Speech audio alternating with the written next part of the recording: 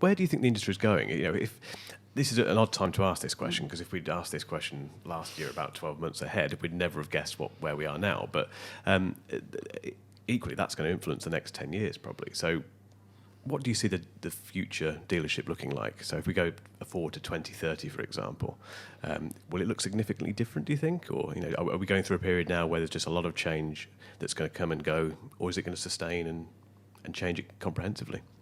I think it's going to evolve, and it's interesting because if you had asked me the question sort of 12 months ago, I would have said much more about online, much more about people interacting in different ways. So I don't think there will be people who go online and buy a car, and there'll be people who only ever come to a dealership, but I think people will go in and out of the mediums, and I think the customer experience has to evolve to take it. But I've actually been surprised by how many people, despite the current situation, still want to come into a dealership and see face-to-face. Yeah. Much more than I expected. So I think that side of it will continue to evolve, and it will become part of the process, probably more so than becoming the whole process in majority of the cases. Okay. But I think electric and environmental is going to have a big impact. I think, moving towards the electrification, the different types of reducing CO2 emissions, I think that's going to have a much bigger impact over the next sort of 2 or 3 years as people change. And interestingly, I think the whole move to mobility, which was the huge focus a year ago, probably isn't there now. What do you think that is? There aren't many people who want to get in and share a car right now.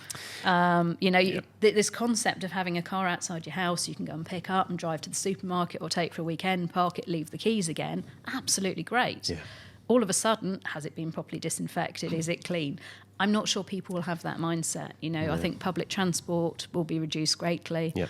And I think we've seen it in recent months over the spike in used car sales as well. I think a lot more people like that security of their own little safe environment to move around in. Yeah. So I think that could have quite a negative effect on the growth of that for many years to come now. Yeah, I hadn't thought about that at all. I mean, I've never really liked the idea of car sharing anyway, because I like my own space in the car anyway, just to get my head in gear and all that sort of stuff. But yeah, I suppose that's going to be a classic one. And like you say, the electric vehicle side of things, that's clearly going to have a big impact, isn't it? I think so. And that's going to be an interesting one as the technology starts to develop more further as well, and the knowledge of the sales guys, etc.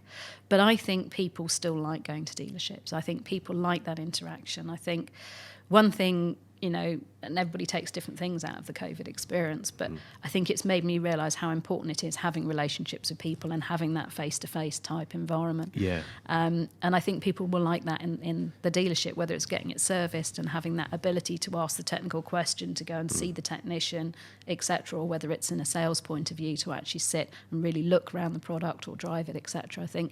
I think it's become more important to us maybe than it was, despite the difficulties with it, if that makes sense. Absolutely. I think we've, like you say, we've been forced into this online-only world, haven't we, for 6 months or however long it's been.